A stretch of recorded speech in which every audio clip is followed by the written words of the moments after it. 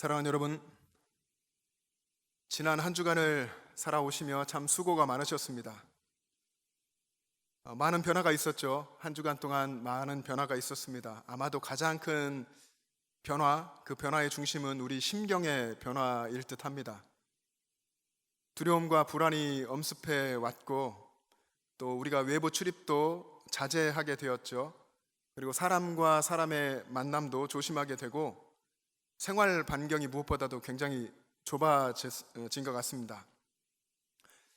우리 예배할 때도 이렇게 하고 있지만은 사람들마다 서로 마스크를 착용하고 있고, 또 자연스럽게 나오는 기침도 조심하게 되죠. 주변을 의식하게 되는 그런 상황이 됐습니다. 모든 것이 위축되고 조심스러워진 상황으로 짧은 시간 속에 많은 변화를 우리는 겪었습니다. 이런 삶을 살아오신 여러분들을 주님께서 위로해 주시고 또 은혜 더하여 주시기를 주님의 이름으로 축복합니다. 우리가 지금 두 번째 영상 예배를 드리고 있는데요, 지난번 첫 번째 영상 예배를 드리고 그 영상으로 어느 가족들이 모여서 한 곳에서 예배를 드렸다고 합니다. 여러 대가 이제 모였어요. 같이 모여서 예배를 드리는데, 이제 그 경험이 굉장히 특별한 경험이었고, 또 하나님께서 이전에 생각하지 못했던 은혜를 주시더라 이런 이야기를 하시는 것을 들었습니다. 삶의 현장에서 분명히 하나님의 은혜를 체험하며 우리가 예배할 수가 있습니다. 저도 그 경험 이야기를 들으며 저의 군대 때가 좀 생각이 났습니다. 소대장으로 복무를 할 때에 많은 소대원들 중에서 예배하고 싶은 사람을 찾아가지고 같이 비좁은 그 소대장실에서 예배도 드리고 그랬던 그 시간들, 찬양 하나 같이 부르면서 정말 마음이 뜨거워지고 짧지만 기도하면서 또 간절했었던 그런 때가 기억이 났습니다. 그러나 이런 시간들, 우리가 경험하고 있는 이 시간들이 길면 안 되겠죠. 분명 하나님께서는 이 시간도 속히 지나가게 하실 것입니다.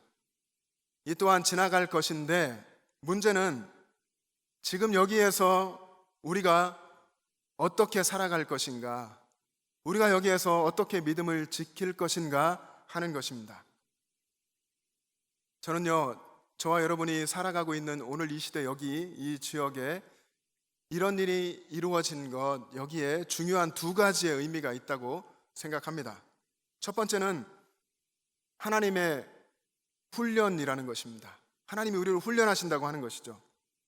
이 상황을 통해서 하나님께서 분명히 우리를 훈련하시고자 하신다 하는 것입니다. 가정이나 직장이나 일터라는 우리의 삶의 구체적인 그 현장에서 믿음으로 살고, 그곳에서 우리가 예배자로 살아가도록 하는 훈련을 시키신다고 하는 것이죠. 그동안 내가 얼마나 삶 속에서 예배자로 살지 않았는지, 얼마나 주님을 잊고 살아왔는지를 주님께서 깨닫게 하시고 그것을 고쳐주시기 위해 이 시간을 사용하는 것이 될 수 있다 하는 것입니다. 그러기 위해서 우리는 이 시간에 하나님의 훈련 앞에 하나님께 집중해야 할 것입니다. 두 번째 의미는 하나님의 시험이라는 것입니다. 하나님이 우리를 테스트하신다 하는 것입니다. 너는 예배당이 없어도 예배할 수 있니? 모이지 않는데 너 예배할 수 있어? 하나님이 이렇게 하시는 거죠. 우리는 북한의 그리스도인들을 한번 생각해 볼 수 있을 것 같습니다.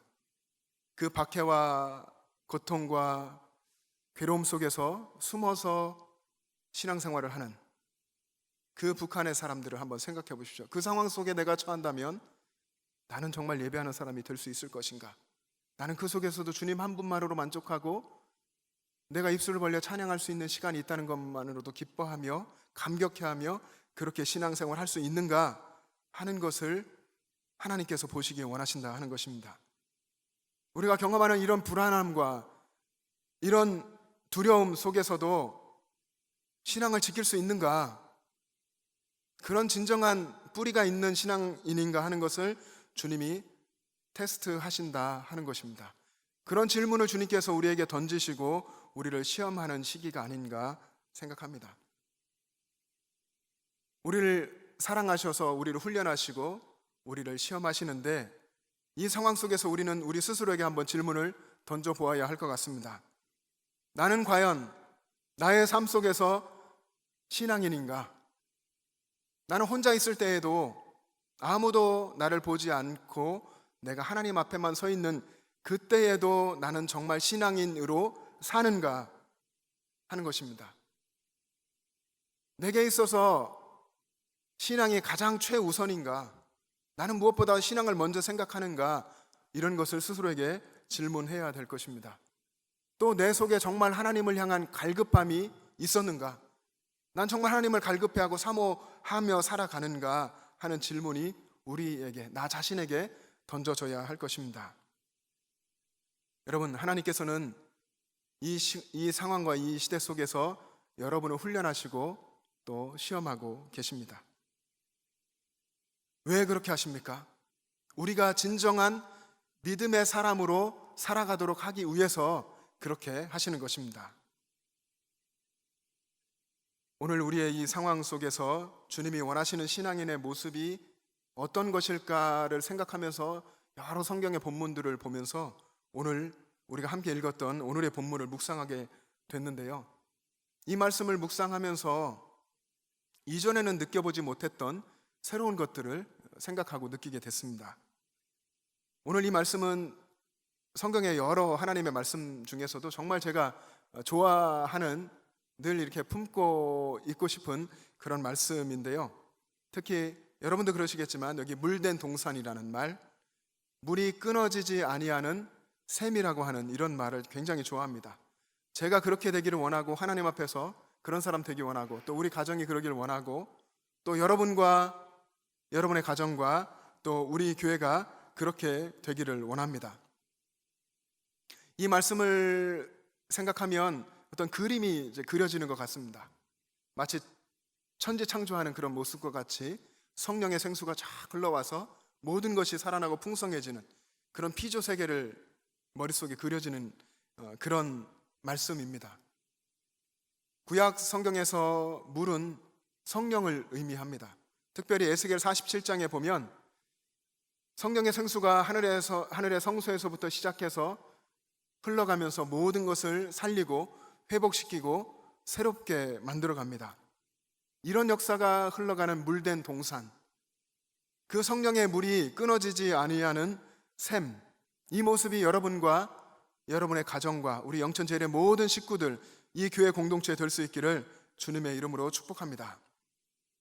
오늘 본문에서 하나님께서는요, 물된 동산과 같은 그 믿음의 사람을 통해서 일하시기를 원하십니다. 그 마음을 하나님께서 말씀하고 계십니다. 그런데 그 역사하심이 지금은 아니고 아직은 이루어지지 않았지만 미래에 이루어질 것이라고 약속하고 계신 것입니다. 오늘 우리가 읽었던 두 절의 말씀, 이사야 58장 11절과 12절 말씀을 우리 자막을 보시면서 한번 같이 읽어보시겠습니다. 시작. 여호와가 너를 항상 인도하여 메마른 곳에서도 내 영혼을 만족하게 하며 내 뼈를 견고하게 하리니 너는 물된 동산 같겠고 물이 끊어지지 아니하는 샘 같을 것이라. 내게서 날 자들이 오래 황폐된 곳들을 다시 세울 것이며 너는 역대의 파괴된 기초를 쌓으리니 너를 일컬어 무너진 데를 보수하는 자라 할 것이며 길을 수축하여 거할 곳이 되게 하는 자라 하리라. 아멘. 물된 동산 같은 사람, 물이 끊어지지 않는 샘과 같은, 하나님 앞에서 그런 사람을 하나님이 찾으시는데, 지금 이 상황은, 이 이사야서의 상황은 모든 것이 황폐되었고 그리고 파괴되었고 무너졌고 길을 잃어버린 그런 상황입니다. 지금은 황폐되었지만 미래에 다시 세울 것이고, 지금은 파괴되었지만 앞으로는 다시 쌓을 것이고, 지금은 무너져 있지만 미래에 보수할 것이고, 지금은 길을 잃었지만 새 길을 건축하겠다 하시는 하나님의 약속입니다. 그것이 믿음의 사람들을 통해서 물된 동산 같고 물이 끊어지지 아니하는 샘과 같은 성령의 역사하심 속에 살아가는 그 사람을 통해서 하나님이 이 일을 하고 싶다라고 말씀하고 계신 것입니다. 여러분, 지금 우리가 살고 있는 이 시대의 상황도 어쩌면 이사야 때의 그 상황과 같지 않습니까? 근데 어떤 사람이 이렇게 말할지 모릅니다. 목사님, 무슨 말씀이세요? 우리가 살고 있는 이 시대에 얼마나 좋은 시대인데요. 모든 것이 다 갖추어져 있고 최첨단 기술이 있고 안락하고 편하고 그런 시대 아닙니까? 라고 반문할지 모릅니다. 외적으로는 분명히 그렇습니다. 우리가 살아가기에 불편하지가 않습니다. 거의 모든 것이 갖추어가고 기술이 거의 최고조까지 올라가는 그런 시대를 우리는 살고 있습니다. 그러나 더 중요한 것은 영적인 면에 있어서 우리가 창조주 하나님 앞에서 우리는 본질을 잃어버리고 우리는 황폐해왔고 우리가 무너졌고 우리가 파괴되었고 우리는 길을 잃었다 하는 것입니다. 이 시대에 우리는 살고 있다는 것입니다. 코로나19라고 하는 이런 눈에 보이지 않는 바이러스 하나에도 오늘도 500명 이상의 확진자가 발표됐는데 이런 상황들 앞에서 우리는 쩔쩔매고 있습니다. 우리는 어찌할 수가 없습니다. 그저 하나님 앞에서, 전능하신 나의 창조주 하나님 앞에서 나는 아무것도 아니구나, 나는 무기력하구나 하는 것을 확인할 수밖에 없는 그런 시대를 우리는 살고 있습니다. 우리가 자랑하고 우리가 그토록 뽐내었던 최첨단의 기술과 의술로도 아무것도 할 수 없다고 하는 것을 확인할 뿐입니다. 여러분 다 아시듯이 지금 코로나19가 확산되어 가고 있는 그런 상황 속에 우리가 살고 있습니다. 두려움과 불안이 우리의 마음을 엄습해 오려고 하고 있습니다. 특히 우리는 대구 경북 지역에 살고 있습니다. 영천에 살고 있기에 이 상황이 더 가까이 느껴지는 것 같습니다. 옆집에 확진자가 있다고 하고 또 우리 아파트에 그런 확진자가 있다고 하고 또 옆에 아파트, 옆 동네에 그런 사람들이 있다, 또 내가 잘 가던 곳에 확진자가 다녀갔다, 이런 소식들을 우리가 듣습니다. 확진자가 계속 발표되는 상황에 우리를 주목하게 만들고 또 수시로 순간순간 우리 일상 속에 계속해서 여러분 문자가 오죠. 핸드폰으로 울립니다. 조심하십시오. 동선이 이렇게 되어 있습니다. 이런 이야기들을 자꾸만 알려줍니다. 세상은 이 상황에 우리가 집중하도록 만들어가는 것 같습니다. 이 상황에 휩쓸리도록 우리를 만들어가고 몰아가고 있죠. 그러나 우리는 상황에 집중하는 사람들이 아닙니다. 이 상황 속에 살지만 믿음의 사람은 상황에 집중하지 않습니다.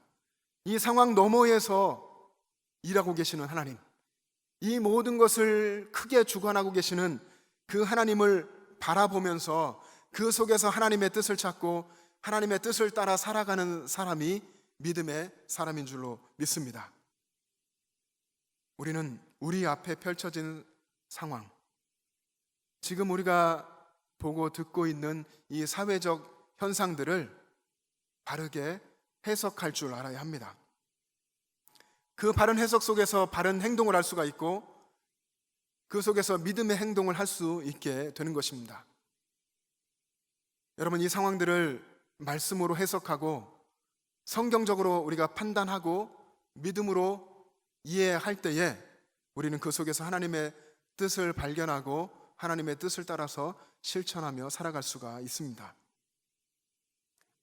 여러분, 한 사람을 소개하려고 합니다. 아주 오래전 분인데요, 17세기, 그러니까 1600년대에 살았던 분인데 그때 당시 독일을 중심으로 30년 전쟁이 있었습니다. 30년 동안 유럽에 전쟁이 있었던 것인데 그때 그 전쟁의 한복판 독일에서 목회했던 마틴 린가르트라는 목사님의 이야기입니다. 그 30년 전쟁이 한창이었던 1637년에 스웨덴 군대가 쳐들어와서 1년 동안 전쟁을 겪으면서 한 해 동안 8,000명의 사람이 목숨을 잃었습니다. 뿐만 아니라 그것에 이어서 흑사병이라는 이 질병이 온 유럽을 또 휩쓸고 지나갑니다. 흑사병, 패스트라고도 하죠. 이 전염병은 굉장히 많은 사람들의 목숨을 앗아갔는데 들쥐에게 있는 패스트균을, 들쥐에게 있는 벼룩이 사람에게로 옮기면서 이 병이 생기게 되었고 이로 인해서 수많은 사람들이 목숨을 잃었습니다. 인류 역사상에 가장 많은 사람을 죽게 했고 가장 영향력이 컸던 전염병이 이 흑사병입니다. 이 바이러스에 감염이 되면 사람의 피부가 이제 검게 변하면서 그 피부가 검게 궤조되고 이제 죽어가고 썩어가고 그래서 죽게 되는 질병인데, 그래서 검게 죽어간다 해서 흑사병입니다. 이 병이 400년 동안 약 100여 차례 계속해서 반복해서 발생하면서 전 유럽을 휩쓸었는데, 1347년에 발생하고 400년 동안 이 질병 가운데서 전문가에 의하면 최소 7천만 명에서 최대 2억 명까지의 사람들이 죽었다고 이야기를 합니다. 당시 유럽의 인구 약 4억 5천 정도로 예상을 하던데요, 그 인구의 최소 30%에서 많게는 한 60%의 사람들이 죽었다고 이야기를 합니다. 그 인구를 회복하는 데만 해도 한 200년의 역사가 필요했던 것이 이 흑사병입니다. 우리가 겪고 있는 이 코로나19는 다행히도 그리 우리에게 치명적이지는 않다고 이야기합니다. 전문가들에 의하면 이 후유증도 그리 크다고 하지는 않습니다. 그런데 우리는 이 마틴 링가르트 목사님이 살았던 때를 한번 생각해 보십시오. 우리가 지금 이 상황에서도 이렇게 두렵고 불안한데, 그 당시 최대 2억 명이 죽은 그 흑사병의 상황 속에서, 수많은 사람들이 죽어가는 그 공포 속에서 이 링가르트 목사님이 목회를 하고 있습니다. 하루에 50명의 장례식을 치른 적도 있다고 합니다. 하루는 숱한 장례를 치르고 수많은 시신들을 처리하고 심신이 다 탈진해서 자리에 주저앉아 있었습니다. 그렇게 묵상하면서 하나님을 생각할 때에 이 링가르트 목사님이 찬송시를 썼습니다. 그 찬송시가 우리의 찬송가에 들어와 있는데 찬송가 66장입니다. 다 감사드리세. 66장의 제목이 다 감사드리세입니다. 어떻게 그 상황 속에서 감사할 수 있었을까? 그 힘들고 괴롭고 죽음의 어두움에 그 검은 공포가 있는 그 상황에서 어떻게 감사할 수 있었을까? 다 감사드리세. 온 몸을 주께 바쳐. 그 섭리 놀라워 온 세상 기뻐하네. 이것이 여러분 믿음의 사람 아닙니까? 그런데 더 놀라운 것은 이 마틴 링가르트 목사님의 사랑하는 아들도 흑사병으로 죽었다는 것입니다. 그 상황 속에서 하나님의 뜻을 따라서 이 일을 하며 이 마틴 링가르트 목사님은 이렇게 찬송시를 썼던 것입니다. 어떻게 그 상황 속에서 감사하며 하나님의 선하심과 인자하심을 노래하면서 찬송할 수 있었을까? 여러분, 그런데 우리가 믿음의 사람 아닙니까? 이 마틴 링가르트 목사님이 가졌던 이 믿음을 사실은 물려받은 사람, 물려받아야 하는 사람이 우리들입니다. 어쩌면 지금은 하나님 저 믿음이 약해요 하더라도 앞으로는 여러분 이런 믿음으로 우리가 신앙생활하고 이런 믿음으로 이 땅 가운데 서 있어야 하지 않겠습니까? 얼마 전에 코로나19에 관한 한 목회자의 칼럼을 보았습니다. 그 칼럼의 내용이 도전적이었는데, 코로나19의 치료 백신이 아직 개발되지 않았죠. 그런데 바이러스가 눈에 보이지 않고 계속해서 퍼져가기 때문에 많은 사람들이 두려움에 쌓여 있습니다. 이 바이러스가 있다는 것을 우리가 어떻게 압니까? 이 바이러스로 인해 감염됐을 때 나타나는 증상을 보면서 알게 되죠. 열이 오르고 때로 오한이 나기도 하고 또 기침하고 또 폐렴에 걸리고 이런 것들을 보면서 바이러스에 감염됐구나, 바이러스가 있구나 하는 것을 알게 됩니다. 이로 인해서 우리의 삶들이 참 많이 변화됐는데 우리의 모든 것을 의식도 바꾸고 우리의 삶을 바꾸고 우리의 지금 예배의 형태도 바꾸었습니다. 그런데 이 칼럼에서 말한 것은 이런 상황을 살아가면서 믿음의 사람이라면 이 코로나19 이 바이러스의 상황보다 더 강력하고도 놀라운 역사가 있다는 것을 알아야 한다는 것입니다. 그것은 눈에 보이지 않는 성령의 역사라고 하는 것입니다. 성령의 역사가 훨씬 더 크고도 강력한 역사라고 하는 것을 이야기하는 것입니다. 우리가 눈에 보이지 않는 바이러스를 의식하며 살 때 우리의 삶이 수많은 변화를 겪으며 제한받는데, 성령의 역사하심을 우리가 의식하고 그 역사하심이 우리의 삶에 강력하게 나타난다고 하는 것을 우리가 깨닫고 살아간다면 우리 삶에 강력하고 놀라운 역사가 나타날 것이고 그로 인해서 우리 주변에까지 이런 성령의 역사하심이 퍼져가고 번져갈 것입니다. 마치 성령의 충만함을 받은 제자들이 예루살렘과 온 유대와 사마리아와 땅끝까지 이르러서 복음 들고 나아갔던 것과 같은 그런 역사가 오늘 이 시대에 성령의 역사를 믿고 의식하고 그 역사에 순종하며 살아가는 사람을 통해 이루어질 줄로 믿습니다. 사도행전 24장에 보면요, 대제사장 아나니아가 사울을 고발하면서 이렇게 이야기합니다. 사도 바울, 이 사람은 전염병 같은 사람이다, 전염병 같은 자다라고 이야기합니다. 왜 전염병 같은 자라고 했겠습니까? 사도 바울이 복음을 전하면서 하나님 나라 복음을 전파하는데 그로 인해서 사람들이 예수님을 믿게 되고 구원받는 이 역사가 전염병과 같이 일어난다.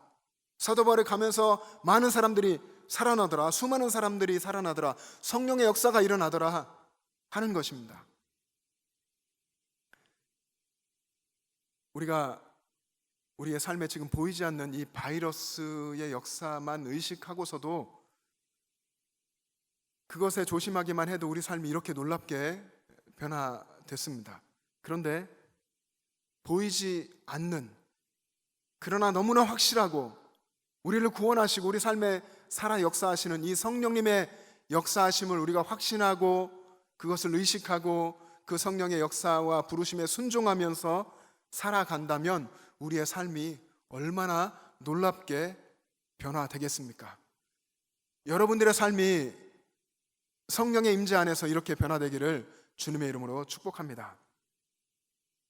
황폐하고 무너지고 파괴되고 길을 잃은 이 이스라엘을 회복시키시기 위해서 오늘 본문에 보면 하나님께서 이 땅 가운데 숨겨진 물된 동산 같고 물이 끊어지지 아니하는 샘 같은 그 믿음의 사람들을 사용하기 원하셨습니다.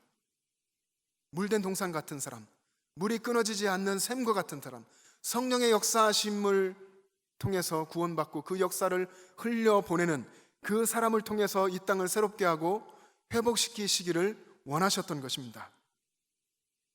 하나님께서는 약속하신 이 회복의 역사를 이루시기 위해서 하나님의 백성들이 자신의 죄악을 하나님 앞에 고백하고 회개하고 하나님께로 돌아오기를 원하셨습니다. 이사야 58장의 내용을 보면 형식만 남아있는 그들의 신앙, 하나님의 말씀대로 율법대로 산다고 하며 금식하고 엎드렸던 그 율법적인 그 신앙들, 그것들을 다 버리고 그 마음을 온전히 하나님께로 향하여서 하나님의 마음이 있는 고아와 과부와 나그네를 돌아보고 그들을 향해서 하나님의 뜻을 행하기를 원하셨던 것입니다. 그렇게 그들이 하나님께 돌아왔을 때 하나님께서는 그들을 통해서, 그리고 그들을 통해서 낳은 그들의 자손들을 통해서 하나님의 이 회복의 약속을 이루어내셨습니다. 여러분, 우리는 정말 가슴 아프고 가슴 아픈, 정말로 삶 속에서 처절하게 믿음으로 살아야만 우리의 믿음을 지킬 수 있는 이 상황 속에 살아가면서 이 상황 속에 하나님의 뜻을 발견하는 지혜가 있어야 할 줄로 믿습니다. 저와 여러분 가운데 하나님의 뜻을 삶 속에서 발견할 수 있는 그 지혜를 주시기를 간절히 소망합니다. 오늘의 상황에서 우리는 우리 자신을 돌아보면서 주님께로 돌이키기를 원합니다. 우리가 주님을 사랑한다고 입술로는 말했지만 정말로 내 마음 중심에 주님을 사랑하지 못했던 것들, 주님의 뜻대로 살지 못했던 그 삶들을 주님 앞에서 회개함으로 주님 앞에 나아갈 수 있게 되기를 원합니다. 주님, 우리가 거룩하지 못했습니다. 주님, 우리가 하나님의 백성답게 살지 못했습니다. 하나님께서 주신 창조의 질서를 따라서 우리가 살아가지 못했습니다. 황폐하고 무너졌고 파괴되었고 길을 잃은 이 땅을 우리가 보면서도, 그 땅을 바라보면서도 그 땅을 향해서 애통하지 않고 그 땅을 품고 기도하지 못했던 우리의 삶을 주님께 회개합니다. 주님 우리를 살려주시고 이 땅을 고쳐주시고 이 교회를 살려주시고 우리가 속한 이 대구 경북지역 이 나라와 이 민족을 주님 긍휼히 여겨주시고 살려주십시오 라고 기도하며 하나님의 도우심을 간구하는 저와 여러분, 또 이 영상 예배를 드리고 있는 우리 영천제일의 모든 식구들 될 수 있기를 간절히 바랍니다. 여러분, 에스겔서 22장 30절에 보시면요, 그 한 절의 말씀 속에서도 하나님의 간절하고도 정말 간절하고 또 간절한 그 하나님의 심정을 우리가 읽을 수가 있습니다. 이 에스겔서 22장의 상황 속에서 이스라엘 백성들은 하나님이 선포하실 때에 풀무불에 들어간 것 같은 상황이라고 했습니다. 풀무불에 있어서 곧 심판이 임할 것 같은 그들의 상황 속에서 하나님께서는 하나님의 심판을 막아설 사람을 찾고 계십니다. 이 시대와 그 상황을 가슴 아파하면서 하나님께 긍휼을 간구하며 성 무너진 데를 막아서는 사람을 하나님이 간절히, 정말로 간절히 찾고 계신 상황을 우리가 보게 됩니다.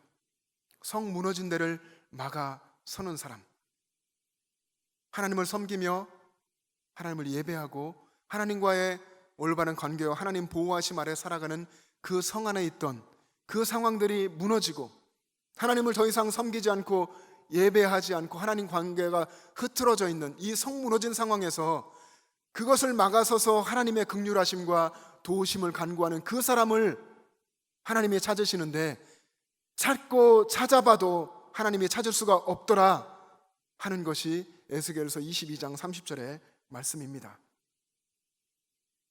그 하나님께서 오늘 우리의 상황 속에서 이 사람을 찾으신다면, 성 무너진 데를 막아서서 하나님의 도우심을 간구하고 하나님의 긍휼을 구하는 그 사람을 찾으신다고 한다면, 오늘 여기에 있는 이 자리에 함께 있는 여러분들, 영상 예배를 드리고 있는 영천제일의 우리 가족 한 사람 한 사람이 되어야 하지 않겠습니까?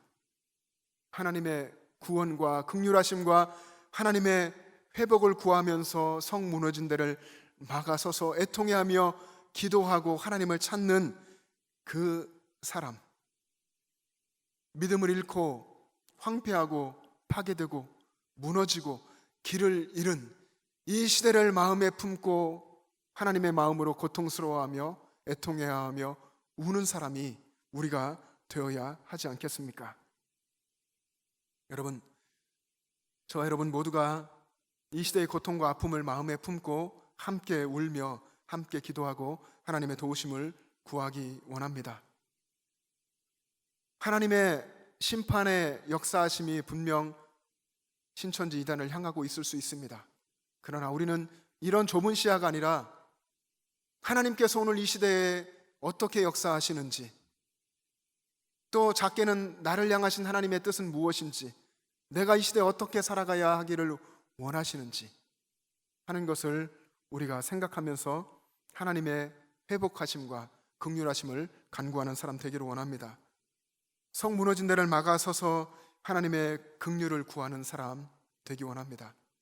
물된 동산같이 물이 끊어지지 않는 샘과 같이 성령의 역사하심 아래에서 이 시대를 품고 이 시대를 믿음으로 살아내고 하나님의 역사의 통로가 되고 도구가 되기를 원하는 그런 믿음의 사람 되기를 간절히 바랍니다. 여러분, 이 시간 우리 함께 작은 소리로 기도하기를 원합니다. 이 자리에 계시는 우리 모두, 그리고 영상 예배를 드리고 있는 영천제일의 모든 가족이 한 마음으로 기도하기를 원합니다. 자막을 띄워주시기 바랍니다. 시편 91편 3절에서 하나님이 이렇게 말씀하십니다. 이는 그가 너를 새 사냥꾼의 올무에서와 심한 전염병에서 건지실 것이미로다. 하나님의 이 약속을 붙들고 우리 함께 기도하기를 원합니다. 자막을 보면서 함께 읽으면서 기도하기를 원하는데요, 4가지 기도 제목입니다. 이 기도 제목을 우리가 소리내서, 작은 목소리로 소리내어서 함께 읽으면서 합심하여 기도하기를 원합니다. 자막을 보시면서 같이 천천히 기도하며 읽겠습니다. 시작. 인류를 위협하는 전염병 앞에서 성도들이 먼저 회개하고 겸손히 하나님의 도우심을 구하게 하옵소서. 코로나19 치료 백신이 속히 개발되게 하시고 모든 성도가 성전에 나아가 예배 드리게 하옵소서. 중국 우한을 비롯하여 우리나라의 확진자와 희생자 가족들에게 위로의 영을 부어 주옵소서. 두려움과 불안으로 위축된 세계 경제와 한국 사회가 다시 안정을 찾게 하옵소서. 아멘. 함께 기도하겠습니다. 사랑의 주님, 주님의 은혜를 감사드립니다. 하나님, 우리가 신앙으로 몸부림치며 하나님 앞에서 삶의 예배자로 살아가야 할 이때에 주님, 이 시대를 바라보면서 우리가 마음 아파하며 이 시대의 이 코로나19가 속히 지나가고 성도들이 하나님 앞에 회개하며 겸손히 하나님의 도우심을 구하는 자로 서게 해주시기를 원합니다. 속히 치료 백신이 개발되고 또 그래서 모든 성도들이 성전에 모여서 하나님 앞에 함께 찬양하며 함께 기도하며 함께 하나님의 말씀을 듣고 믿음을 고백하고 영광 돌리는 예배로 나아갈 수 있게 하여 주시옵소서. 중국 우한을 비롯해서 이탈리아, 이란, 많은 나라들, 또 우리나라의 확진자들, 그 희생자의 가족들 가운데 위로의 성령께서 임하셔서 역사하여 주시기를 원합니다. 두려움과 불안 속에 위축된 이 세계의 경제, 이 한국의 경제, 우리 영천제일의 가족들의 그 경제를 주께서 굽어 살펴주시고 끝까지 하나님을 소망하며 견디게 하여 주시고 이 한국 사회가, 이 세계가 하나님의 은혜 가운데 다시 안정을 찾고 나아갈 수 있도록 역사하여 주시옵소서. 한 주간의 삶에 은혜 베푸신 하나님, 앞으로 한 주간의 삶 속에도 더욱 크신 은혜 베풀어 주시옵소서. 긍휼을 베풀어 주시옵소서. 감사드리며 예수님의 이름으로 기도합니다. 아멘.